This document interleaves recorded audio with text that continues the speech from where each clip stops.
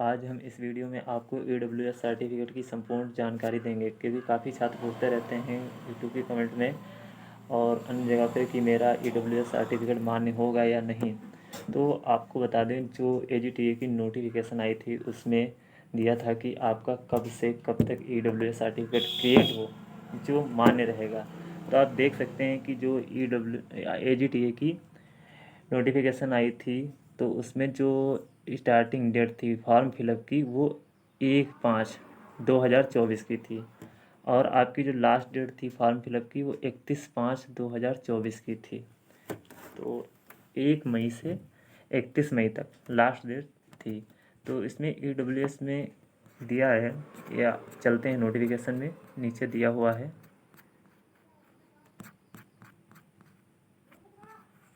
ये रहा आपका, इसमें दिया हुआ है जो आवेदक आर्थिक रूप से कमज़ोर AWS श्रेणी के अंतर्गत आवेदन के इच्छुक हैं, उन आवेदकों से अपेक्षित है कि वह आवेदन करने से पूर्व दिनांक 1/4/2024, ये ध्यान रखना है, आपको सही से देखना है, 1 अप्रैल 2024 से 31 मई 2024, 1/4/2024 से 31 5/2024। इसका मतलब है कि आपका जो AWS सर्टिफिकेट है वो फाइनेंशियल ईयर जो है वो 1/4 से स्टार्ट होता है। तो 1 से, और लास्ट डेट क्या थी AGTA की आपकी, वो थी आपकी 31/5। तो 1/4 यानी 1 अप्रैल से और आपका 31 मई के बीच में AWS बना होना चाहिए। जो फाइनेंशियल ईयर स्टार्ट होता है वो 1 अप्रैल से स्टार्ट होता है, और AGTA की जो फॉर्म फिलअप डेट स्टार्ट हुई थी वो 1 मई थी। 1 मई यानी 1/5 मतलब 1 मई, और इसकी लास्ट डेट क्या थी आपकी, वो 31/5 थी, ये आपकी डेट। तो आप 1 अप्रैल से 31 मई तक अगर आपने AWS क्रिएट कराया है तो आपका मान्य होगा।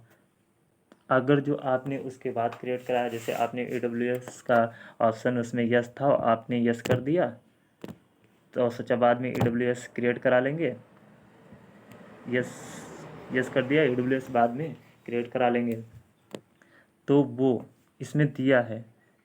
आगे देखते हैं, आवेदन की अंतिम तिथि के मध्य निर्गत यानी 1/4/2024 से 31/5, ये आपकी डेट दी हुई है, कि मध्य निर्गत AWS प्रमाण पत्र जो वित्तीय वर्ष, अब देख सकते हैं इसमें, ये बहुत इंपॉर्टेंट है, वित्तीय वर्ष 23-24 की आय, जो आपका AWS बना है वो जो वित्तीय वर्ष है 23-24 की इनकम जो है उसके बेस पे बनना चाहिए।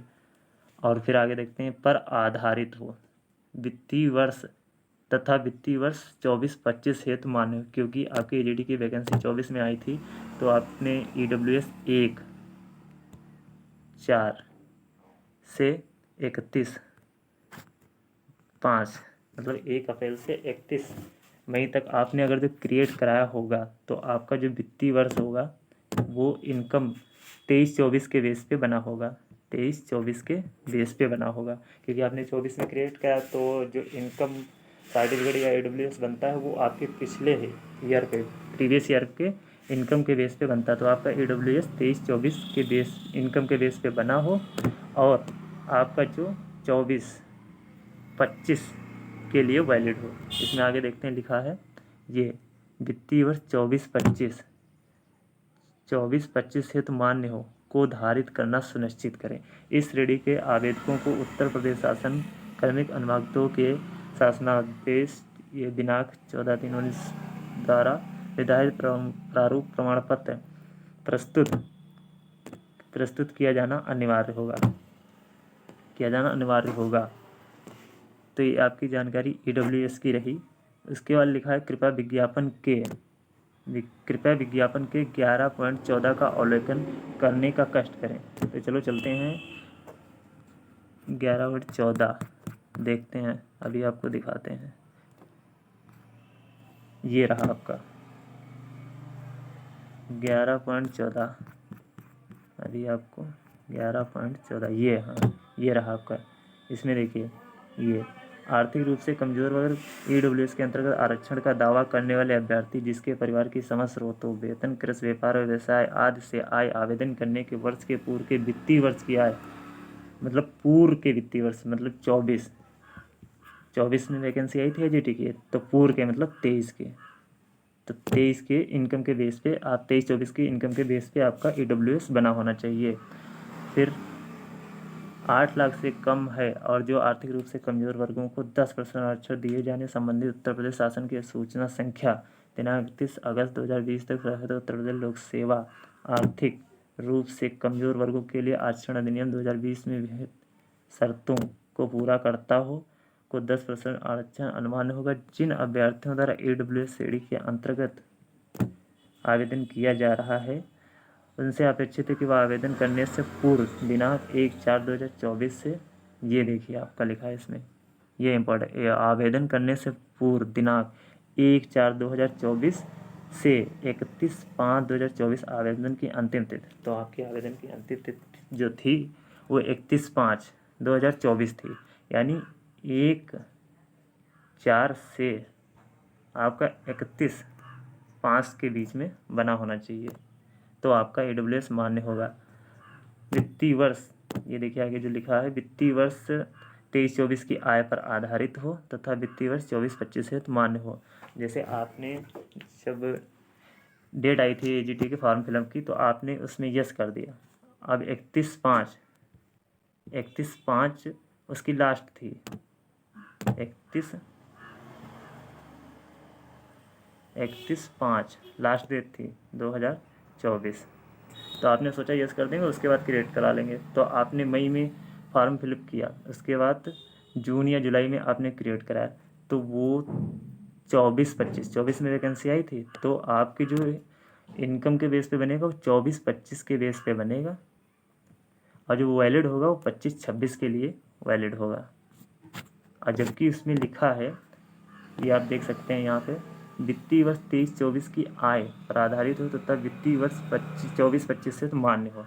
तो आपने अगर जो उस पर देख लें आपके EWS पर अगर जो 25-26 के लिए वैलिड है तो आपका EWS मान्य नहीं होगा, और अगर जो 24-25 के लिए मान्य है और 23-24 की इनकम के बेस पे बना है और 1/4 से 31/5 तक आपने 2024 इस डेट में आपने क्रिएट कराया है और EWS श्रेणी में आपने यस किया है, तो आपका वहाँ मान्य होगा और आपकी DB जो होगी EWS में होगी।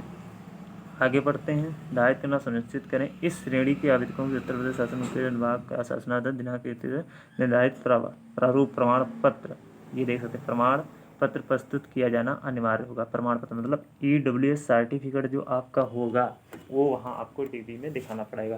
तो काफ़ी छात्र बोलते रहते हैं कि मैंने EWS में ओनली यस किया है और मैंने डिटेल्स नहीं फिल की है, तो उससे कोई फ़र्क नहीं पड़ने वाला। वहाँ अगर आपने यस किया है और आपका अगर EWS 1/4/2024 से 31/5/2024 के बीच में अगर आपने EWS क्रिएट कराया है और वो 2023-24 इनकम के बेस पे बना है और 2024-25 के लिए मान्य है, तो आप EWS की श्रेणी में काउंट किए जाएंगे। और काफ़ी छात्र पूछते रहते हैं मेरा आधार पे ये DOB थी और मैंने फॉर्म में दूसरी DOB फिल कर दी है और मेरा हाई स्कूल का जो अंक है वो डाल दिया है दूसरा, या उसमें जो जन्म तिथि थी वो दूसरी डाल दी। तो आप ये नोटिफिकेशन में देख सकते हैं, इसमें लिखा हुआ हाई स्कूल अथवा समकक्ष उत्तीर्ण परीक्षा के प्रमाण पत्र में अंकित जन्म तिथि ही मान्य होगी। मतलब आपका जो हाई स्कूल का मार्कशीट है उसमें जो जन्म तिथि होगी वही मान्य होगी।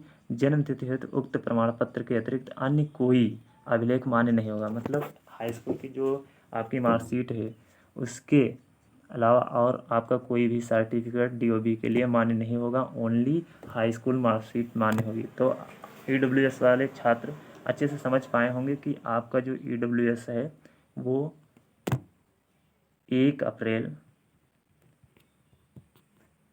2024 से 31/5/2024 के बीच में क्रिएट होना चाहिए, क्योंकि जो आप देख सकते हैं फॉर्म फिलिंग की जो डेट थी स्टार्ट हुई थी वो आप देख सकते हैं यहाँ, ये 1/5/2024 से, और इसकी लास्ट डेट जो थी 31/5/2024 थी।